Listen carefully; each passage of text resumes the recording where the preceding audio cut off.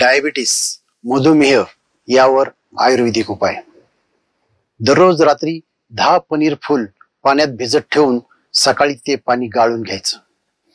जांभूळ पावडर, बेलपत्र पावडर, कारले पावडर, नीम पावडर सम प्रमाणात 1 चमचा घेऊन ते पनीर फुलाच्या पाण्यात मिक्स करून सकाळी उपाशी पोटी घ्यायचं.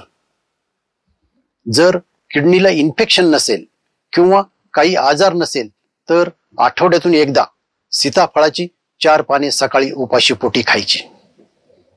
दररोज दुपारी जेवण केल्यानंतर 100 ml गवती चहाचा ज्यूस घ्यायचा.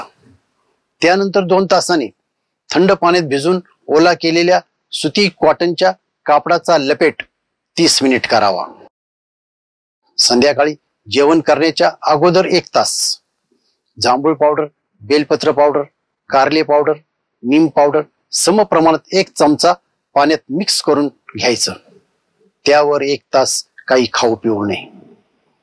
संध्याकाळी जेवण केल्यानंतर 2 तासांनी 15 मिनिट गरम पाण्यात पाय ठेवायचे. त्यावेळी थंड पाण्यात भिजून ओला केलेला नॅपकिन डोक्यावर ठेवायचा.